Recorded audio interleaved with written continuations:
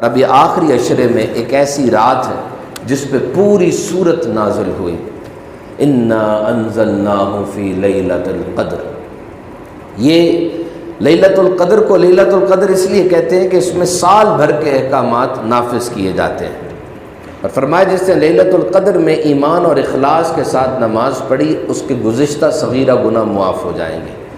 اور یہ وما ادراک ما لیلۃ القدر، تم جانتے ہو، تم کیا جانتے ہو کہ لیلۃ القدر کیا ہے؟ یہ قرآن ایمفیسس کرتا ہے۔ جب قرآن نے کسی بات پر زور دینا ہو، اہمیت بتانی ہو، تو یوں بات ہوتی ہے، القاریہ ملقاریہ وما ادراک ملقاریہ، تمہیں کیا پتا، زور دینا ہو تو کیا ہے یہ رات؟ یہ 1000 مہینوں سے بہتر ہے۔ 1000 مہینے کیوں کہا گیا؟ 1000 سال بھی تو کہا جا سکتا تھا۔ یہ صحابہ بیٹھے تھے، میرے آقا علیہ السلام نے ان کو بنی اسرائیل کے ایک بزرگ شمعون کی بات بتائی کہ وہ دن کو جہاد کرتے تھے، رات کو قیام کرتے تھے۔ انہوں نے اس طریقے سے 1000 مہینے گزارے۔ تو صحابہ نے کہا یا رسول اللہ، ہماری تو اتنی عمریں نہیں ہیں، اور جتنی عمر ہے وہ تو کمانے میں دیگر معاملات میں گزر جاتی ہے، تو بنی اسرائیل کہ وہ لوگ ہم سے آگے نکل گئے۔ میرے آقا علیہ السلام یہ سن کر غمگین ہو گئے، اور آقا علیہ السلام غمگین ہو جائیں، رب تعالیٰ کی غیرت کو یہ کیسے گوارا ہوگا؟ جبریل امین آ گئے، آ کر سورہ قدر نازل فرمائی، اور آ کر کہا ان سے کہہ دیجئے کہ یہ سال میں ایک رات آپ کو دی گئی کہ اس رات عبادت کریں گے 1000 مہینے یعنی 83 ایئرز کا ثواب آپ کو مل جائے گا۔ اور یہ رات سراسر سلامتی ہے۔ ابی بن کعب قسم کھایا کرتے تھے کہ 27ویں رات ہے۔ بایزید بسطامی آپ کہتے ہیں 2 بار میں نے شب قدر پائی، دونوں بار 27ویں کی رات ہے۔ امام اعظم کا قول بھی 27ویں کی رات کے بارے میں ہے۔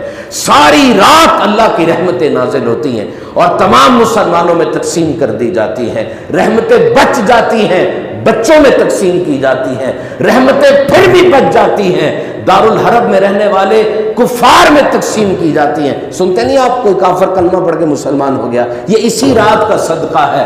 میرے آقا نے عرض کی اے میرے مالک، ابھی میں ان کے درمیان ہوں تو تیری سلامتیاں، تیری طرف سے برکتیں ان میں تقسیم کرتا ہوں، تو جب ظاہری وصال ہو جائے گا تب کیا ہوگا؟ فرمایا سلام ہی حتی مطلع الفجر، پیارے بے فکر ہو جا، تیری امت کے بارے میں تجھے فکر نہیں دیں گے، ہم نے فرشتوں کی ڈیوٹی لگا دی ہے، قیامت تک ان میں سلامتیاں تقسیم کرتے رہیں گے۔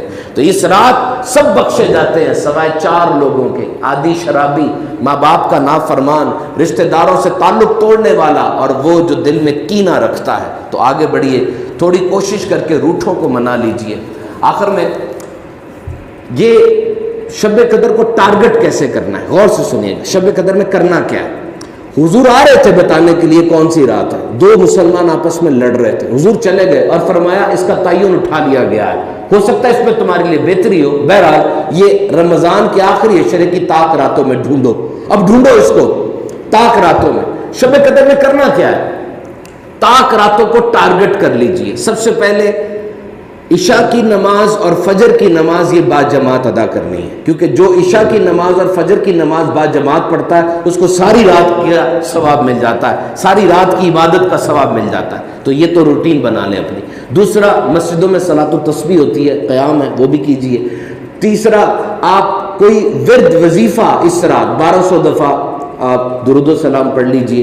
اور پھر وہ جو فرمایا کہ یہ زبان پر ہلکا لیکن میزان عمل میں بڑا بھاری ہے، سبحان اللہ و بحمدہ سبحان اللہ العظیم، اور پھر 3 سے 4 پارے پڑھنے کی نیت کر لیجئے۔ اور ایک بڑا پیارا بات آپ کو بتاؤں، طاق رات میں کچھ صدقہ نکالنے کی نیت کریں، 4-5 پیکٹ بنا لیں اور طاق رات میں یہ بھی نیکی کریں، تو یوں اس کو ہم ٹارگٹ کر سکتے ہیں۔ اور شب قدر ڈھونڈنے کا سب سے اچھا طریقہ وہ اعتکاف بیٹھ جانا۔